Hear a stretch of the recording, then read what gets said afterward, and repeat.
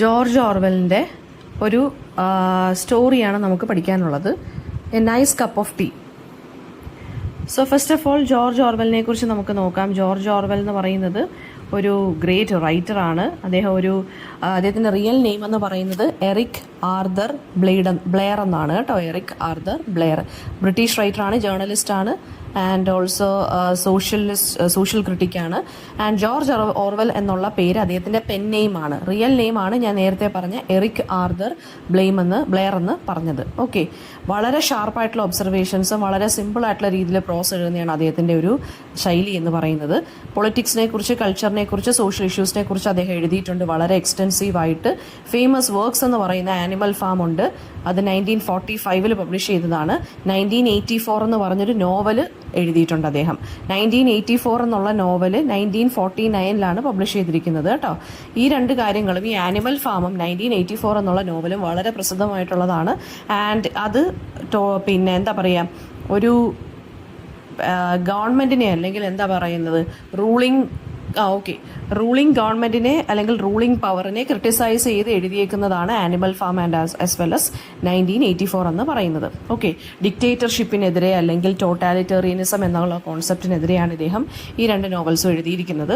വളരെ clear writing ആണ്. പിന്നെ പേഴ്സണൽ ആയിട്ടുള്ള അനക്ഡോട്ട്സും ഹ്യൂമറും ഒക്കെയാണ് അദ്ദേഹം സീരിയസ് ടോപ്പിക്സ് എക്സ്പ്ലോർ ചെയ്യാൻ വേണ്ടി യൂസ് ചെയ്യുന്ന ടെക്നിക്കുകൾ എന്ന് പറയുന്നത്. അപ്പം നമുക്ക് പഠിക്കാനുള്ള ജോർജ് ഓർവെലിൻ്റെ എസ്സേ ആണ് നൈസ് കപ്പ് ഓഫ് ടീ എന്ന് പറയുന്നത്. ക്ഷമിക്കണം, ഷോർട്ട് സ്റ്റോറി എന്നാണ് ഞാൻ പറഞ്ഞത്, എസ്സേ എന്നാണ്.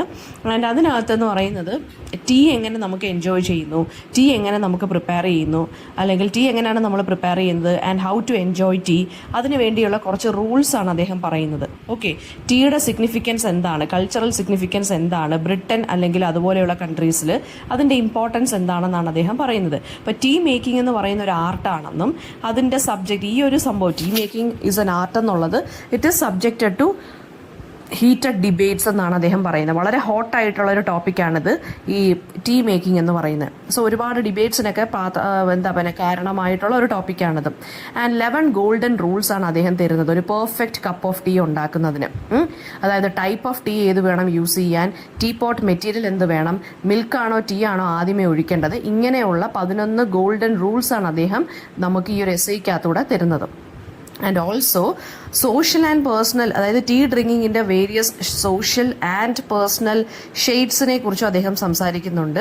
ആൻഡ് പിന്നെന്താണ്, ഈ ഷുഗർ ആഡ് ചെയ്യുന്നതിനെതിരെ കുറിച്ച് അദ്ദേഹം സംസാരിക്കുന്നുണ്ട്.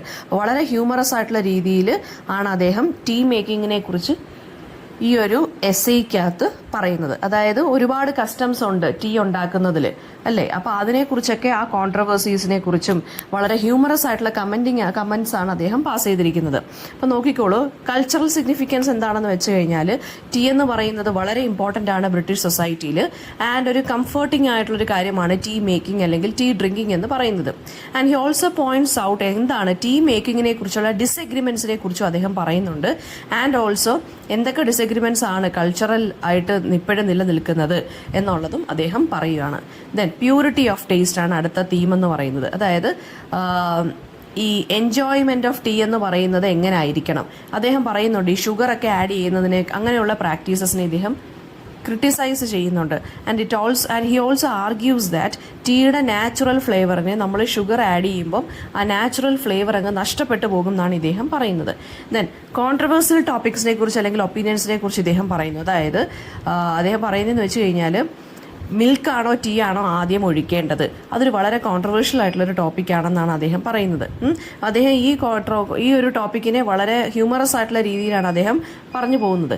ദെൻ പ്രാക്ടിക്കൽ ഇൻസ്ട്രക്ഷൻസ് എന്ന് വെച്ച് കഴിഞ്ഞാൽ ഓർവെലിൻ്റെ എസ്സേ ഒരു പ്രാക്ടിക്കൽ ഗൈഡാണ്. ഇന്ത്യൻ ടീ ആണെങ്കിലും സിലണീസ് ടീ ആണെങ്കിലും എന്താ പറയുക, പോട്ട് ആദ്യമേ വാം ചെയ്തിട്ട് വേണം ബോയിൽ ചെയ്യാൻ വാട്ടർ. ഓക്കെ, അപ്പോൾ അതിന് വേണ്ടിയുള്ള ഡീറ്റെയിൽഡ് സ്റ്റെപ്സ് അദ്ദേഹം എസ്സേക്കകത്ത് പറയുന്നുണ്ട്. പിന്നെ ഇതിനകത്ത് പറയുന്നതെന്ന് വെച്ചാൽ വളരെ ഹ്യൂമറസ് ആയിട്ടുള്ള രീതിയിലാണ് അദ്ദേഹം എഴുതിയിരിക്കുന്നത്.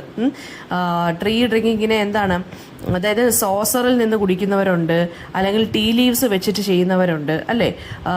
പിന്നെന്താണ്, അപ്പോൾ ഇങ്ങനെയുള്ള കാര്യങ്ങൾ അതൊക്കെയെന്ന് വെച്ച് കഴിഞ്ഞാൽ അങ്ങനെ സ്റ്റൈലിലൊക്കെ ചെയ്യുന്ന ആളുകളും ഉണ്ട് എന്ന് ഇദ്ദേഹം പറയുന്നുണ്ട്. ദെൻ ഇതിനകത്ത് വരുന്ന തീംസ് എന്താണെന്ന് വെച്ച് കഴിഞ്ഞാൽ ടീ എന്ന് പറയുന്ന ഒരു കൾച്ചറൽ ഐഡൻറ്റിറ്റിയാണ്. ആരുടെ കൾച്ചറൽ ഐഡൻറ്റിറ്റി? ബ്രിട്ടീഷ് കൾച്ചറിൻ്റെ. അതുപോലെ തന്നെ നമ്മുടെ എവറിഡേ ആക്ടിവിറ്റീസ് ഉണ്ടല്ലോ, ആ എവറിഡേ ആക്ടിവിറ്റീസിന് ഹ്യൂമൻ ബീങ്സ് ഒരു ടെൻഡൻസി ഉണ്ട്. അതായത് ഇപ്പോൾ വളരെ സിമ്പിൾ ആയിട്ടുള്ള ടാസ്ക് ആണ് ഈ ചായ ഉണ്ടാക്കുക എന്നുള്ളത് പോലും. പക്ഷെ അതിന് അവർ വില കൽപ്പിക്കുന്നത് ഭയങ്കര ഡീപ്പായിട്ടുള്ള അല്ലെങ്കിൽ ഭയങ്കര സീരിയസ് ആയിട്ടുള്ള കുറേ റൂൾസ് കാണും അവർക്ക്. ഓക്കെ, അതിനെക്കുറിച്ച് സംസാരിക്കുന്നുണ്ട്. പിന്നെ സിംപ്ലിസിറ്റിയും കോംപ്ലക്സിറ്റിയും തമ്മിലുള്ളൊരു ഡിഫറൻസ്. അതായത് ടീ മേക്കിംഗ് എന്ന് പറയുന്നത് സിമ്പിളായിട്ടങ്ങ് ഉണ്ടാക്കിയാൽ മതി, പക്ഷെ അതിൻ്റെ ഇൻസ്ട്രക്ഷൻസ് എന്ന് പറയുന്നതാണ് വളരെ കോംപ്ലക്സ് എന്നാണ് അദ്ദേഹം പറയുന്നത്. അതുപോലെ തന്നെ എന്താണ് ട്രഡീഷണൽ ആയിട്ടുള്ള ടീ മേക്കിങ്ങിനെയും മോഡേൺ ആയിട്ടുള്ള ടീ മേക്കിങ്ങിനെയും കുറിച്ചും അദ്ദേഹം ഇതിനകത്ത് പറയുന്നുണ്ട്. അപ്പോൾ drinking tea focusing on its taste, aroma and warmth ആണ് അദ്ദേഹം ഈ ഒരു എസ്സേക്കകത്ത് പറഞ്ഞ് പോകുന്നത്. നമുക്ക് എസ്സേ ഡീറ്റെയിൽഡ് ആയിട്ട് നോക്കാം. അദ്ദേഹം പറയുന്നത് എന്താണെന്ന് വെച്ച് കഴിഞ്ഞാൽ, ടീ എന്നുള്ള വാക്ക് നമ്മൾ കുക്കറി ബുക്കിനകത്ത് നമ്മൾ നോക്കുകയാണെന്നുണ്ടെങ്കിൽ പ്രോബബ്ലി ഫൈൻഡ് ദാറ്റ് അത് എന്താ പറയുക അൺമെൻഷൻഡ് ആയിട്ടായിരിക്കും പറഞ്ഞു പോയേക്കുന്നത്. അതായത് നമുക്ക് അങ്ങനെ വലുതായിട്ടുള്ള ഇൻസ്ട്രക്ഷൻസ് ഒന്നും ടീ മേക്കിങ്ങിന് കാണത്തില്ല, അല്ലേ? സോ അല്ലെങ്കിൽ എന്താണ്, കുറച്ച് സ്കെച്ചി ആയിട്ടുള്ള ഇൻസ്ട്രക്ഷൻസ് ആയിരിക്കും തന്നിരിക്കുന്നത്. വലിയ റൂൾസും റെഗുലേഷൻസും ഒന്നും ഇല്ലാത്ത കണക്കായിരിക്കും തന്നിരിക്കുന്നത്.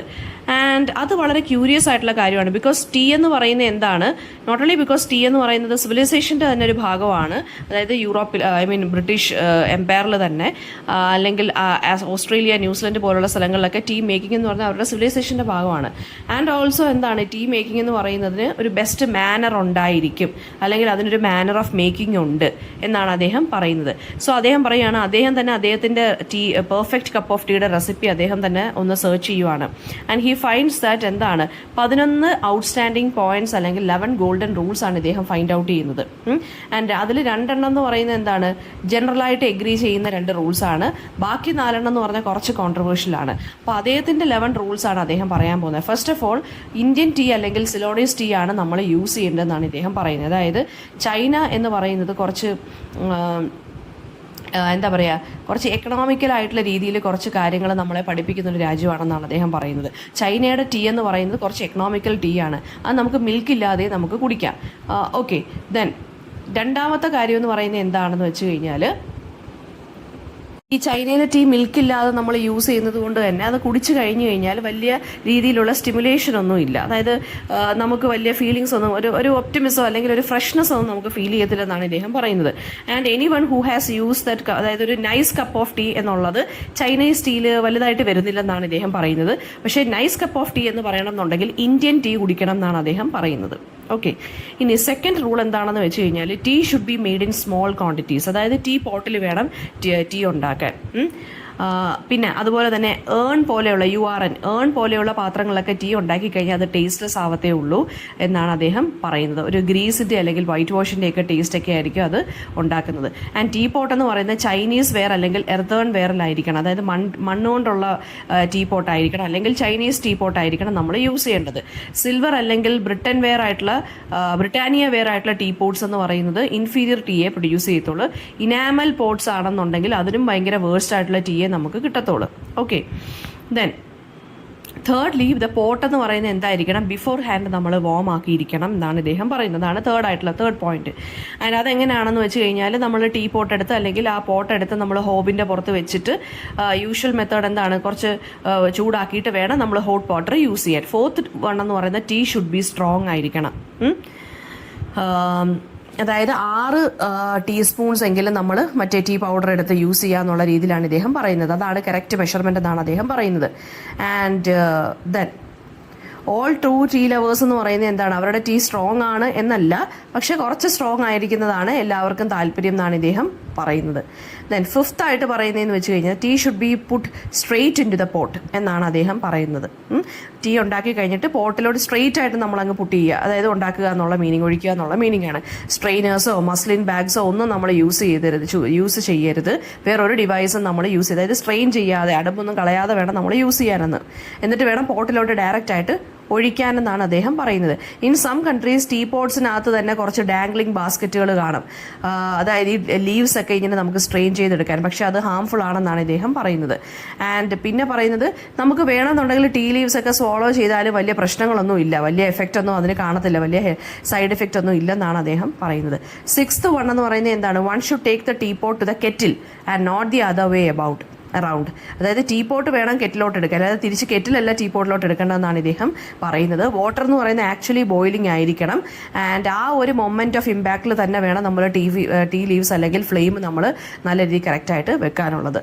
And then some people add that one should only use water that has been freshly brought to the boil.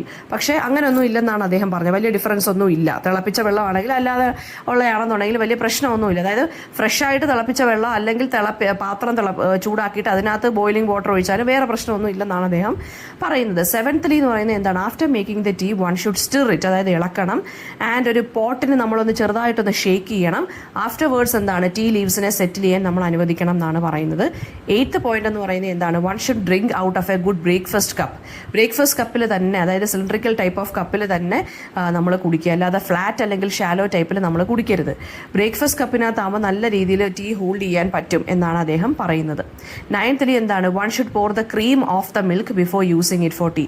മിൽക്കിൽ നിന്ന്, പാലിൽ നിന്ന് നമ്മൾ ക്രീം എടുത്ത് കളഞ്ഞിട്ട് വേണം ചായയിലോട്ട് ഒഴിക്കാൻ. മിൽക്ക് ഭയങ്കര ക്രീമി ആയിട്ടുള്ള മിൽക്ക് ആണെന്നുണ്ടെങ്കിൽ ചായയ്ക്ക് ഒരു സിക്ലി ടേസ്റ്റ് ആയിരിക്കും എന്നാണ് പറയുന്നത്. 10th എന്താണ്, one should pour tea into the cup first. കപ്പിലോട്ട് വേണം ആദ്യമേ ടീ ഒഴിക്കാൻ. പിന്നെ ഇതൊരു വല്ലാത്ത കോൺട്രവേഴ്ഷ്യൽ പോയിന്റ് ആണെന്നാണ് പറയുന്നത്. അതായത് ഏത് ഫാമിലി ബ്രിട്ടനിൽ എടുത്ത് നോക്കിയാലും ഇതിനകത്ത് ഈ ഒരു ടോപ്പിക്കിനെ കുറിച്ച് 2 അഭിപ്രായമായിരിക്കും ഉണ്ടായിരിക്കുന്നത്. മിൽക്ക് ഫസ്റ്റ് സ്കൂൾ, അതായത് ആദ്യം പാലൊഴിക്കുന്നതെന്ന് പറയുന്നത് ഒരു കൂട്ടം ആളുകൾ അങ്ങനെയാണ് പറയുന്നത്. അതായത് അവരവരുടെ കുറേ സ്ട്രോങ് ആർഗ്യുമെന്റ്സ് പറയുവാണ്. അതായത് അവരുടെ പാല് വേണം ആദ്യമേ ഒഴിക്കാനെന്നുള്ളത്. ആൻഡ് ദെൻ അടുത്തതെന്ന് പറയുന്നത് എന്താണ്, ആദ്യമേ തന്നെ പിന്നെന്താണ് വെള്ളം ഒഴിക്കുക എന്നുള്ളതാണ് അടുത്ത ഒരു ആർഗ്യുമെന്റ് എന്ന് പറയുന്നത്. ആൻഡ് ലാസ്റ്റ്ലി എന്താണ്, unless one is drinking it in a Russian style should be drunk without sugar. അതായത് ഷുഗർ ഇല്ലാതെ വേണം നമ്മളത് കുടിക്കാൻ ചായ. അതാണ് ഏറ്റവും ലാസ്റ്റ് വൺ എന്ന് പറയുന്നത്. അപ്പം ഒരു ബട്ട് സ്റ്റിൽ എന്താണ്, നമ്മൾ ട്രൂ ടീ ലവർ ആണെന്നുണ്ടെങ്കിൽ എന്താണ്, ഷുഗർ ഇട്ട് കഴിഞ്ഞാൽ അതിൻ്റെ ഫ്ലേവർ തന്നെ നമ്മൾ ഡിസ്ട്രോയ് ചെയ്യുന്നത് പോലെ ആണെന്നാണ് പറയുന്നത്. ഓക്കെ, അതായത് നമ്മൾ ചായക്കകത്ത് ഉപ്പ് അല്ലെങ്കിൽ പഞ്ചസാര ഇടുന്ന പോലെ അതേ എഫക്റ്റ് ആണ് അതായത് ഉപ്പ് അല്ലെങ്കിൽ പെപ്പർ ഇടുന്ന പോലെ അതേ എഫക്റ്റ് ആണ് നമ്മൾ പഞ്ചസാര ഇടുന്നതെന്നാണ് ഇദ്ദേഹം പറയുന്നത്. ടീ എന്ന് പറയുന്നത് എന്താണ്, ഒരു ചെറിയ കുറച്ച് ഒരു ഷുഗർ ഇല്ലാതെ വേണം നമ്മൾ കുടിക്കാനെന്നാണ് പറയുന്നത്. സ്വീറ്റൻ ചെയ്ത് കഴിഞ്ഞാൽ ടീയുടെ ടേസ്റ്റ് അവിടെ ഇല്ല, അത് പോകും എന്നാണ് പറയുന്നത്. ഓക്കെ, അപ്പം എന്ന് വെച്ചാൽ ടീക്കകത്ത് നമ്മൾ ഷുഗർ ഇട്ട് കഴിഞ്ഞാൽ നമ്മൾ പ്ലെയിൻ വാട്ടറിനകത്ത് ഷുഗർ ഇടുന്ന അതേ എഫക്റ്റ് ആണെന്നാണ് പറയുന്നത്.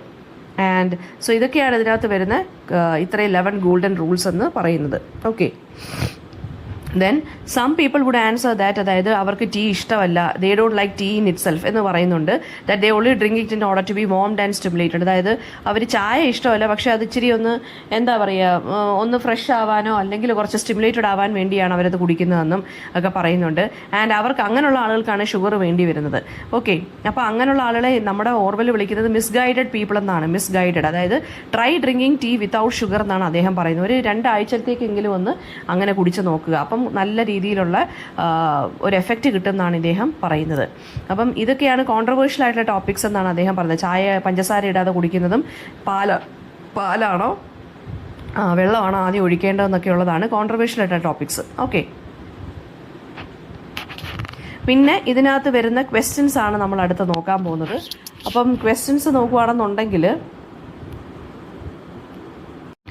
ഫസ്റ്റ് ക്വസ്റ്റ്യൻ എന്ന് പറയുന്നത്, ജോർജ് ഓർവെൽ പ്രിഫർ ചെയ്യുന്നത് ഇന്ത്യൻ ടീ, അതായത് ചൈനീസ് ടീ ആണോ അതോ ഇന്ത്യൻ ആണോ സിലോണിസ് ടീ ആണോ എന്ന്. അപ്പോൾ ഇന്ത്യൻ അല്ലെങ്കിൽ സിലോണിസ് ടീ ആണ് ഇദ്ദേഹത്തിന് ഒരുപാട് സാറ്റിസ്ഫൈങ് ആയിട്ടും സ്റ്റിമുലേറ്റിംഗ് ആയിട്ടും തോന്നിയത്. ബിക്കോസ് ചൈനീസ് ടീ എന്ന് പറയുന്ന ആ ഒരു ബോൾഡ്നെസ് ഇല്ലെന്നാണ് പറയുന്നത്. ആൻഡ് ഷുഗറിനെ കുറിച്ച് എന്താണ് അഭിപ്രായം എന്ന് വെച്ച് കഴിഞ്ഞാൽ, ഷുഗർ ഇടുന്നതിന് എതിരാണ് ഇദ്ദേഹം, ഒപ്പോസ് ചെയ്യുകയാണ്. ടീയുടെ നാച്ചുറൽ ഫ്ലേവർ ഡിസ്ട്രോയ് ആയി പോകും എന്നാണ് പറയുന്നത്. അതുപോലെ തന്നെ ഒരു എക്സ്പീരിയൻസ് ഉണ്ടല്ലോ, നമ്മൾ ട്രൂ ടീ ഡ്രിങ്കിങ്ങിൻ്റെ എക്സ്പീരിയൻസ് അവിടെ നഷ്ടമായി പോകും എന്നാണ് പറയുന്നത് പഞ്ചസാര ആഡ് ചെയ്ത് കഴിഞ്ഞാൽ. Then why does Orwell suggest putting tea directly into the pot without any strainers or bags? അതായത് നമ്മൾ ടീ ബാഗ് ഒന്നും ഇടാതെ അല്ലെങ്കിൽ ടീ സ്ട്രെയിനേഴ്സ് ഒന്നും യൂസ് ചെയ്ത് എന്തുകൊണ്ടാണ് പറയുന്നത് വെച്ച് കഴിഞ്ഞാൽ, എന്നാലേ ടീ ലീവ്സ് പ്രോപ്പറായിട്ട് ഇൻഫ്യൂസ്ഡ് ആവത്തുള്ളൂ, ആ ഒരു റിച്ച് ഫ്ലേവർ നമുക്ക് കിട്ടുകയുള്ളൂ. പിന്നെ അദ്ദേഹം ഓർവെൽ ബിലീവ് ചെയ്യുന്നത് ടീ ഫസ്റ്റ് പോർ ചെയ്യണം എന്നാണ്. അതായത് എന്നാലേ മിൽക്കിൻ്റെ ക്വാണ്ടിറ്റിയുടെ കൺട്രോൾ നമുക്ക് ആ ഒരു ഇത് കൺട്രോൾ ചെയ്യാൻ പറ്റത്തുള്ളൂ, എന്നാലും റൈറ്റ് ബാലൻസ് കിട്ടത്തുള്ളൂ എന്നാണ് പറയുന്നത്. പിന്നെ വാർമിംഗ് ദ ടീ പോട്ട് എന്തിനു വേണ്ടിയാണെന്ന് വെച്ച് കഴിഞ്ഞാൽ ടെമ്പറേച്ചർ മെയിൻറ്റെയിൻ ചെയ്യാൻ വേണ്ടിയാണ്. ഓക്കെ, വളരെ ഹ്യൂമറസ് ആയിട്ടുള്ള ഇതാണ്. പ്രാക്ടിക്കൽ അഡ്വൈസും അതുപോലെ തന്നെ കൾച്ചറൽ കമൻട്രിയും കൂടെ അദ്ദേഹം പറയുന്നുണ്ട്. പല രാജ്യങ്ങളിലെ കാര്യങ്ങളും അദ്ദേഹം ഇവിടെ പറയുന്നുണ്ട്. പിന്നെ ട്രഡീഷൻ്റെ ഇമ്പോർട്ടൻസിനെ കുറിച്ചും അദ്ദേഹം പറയുന്നുണ്ട്.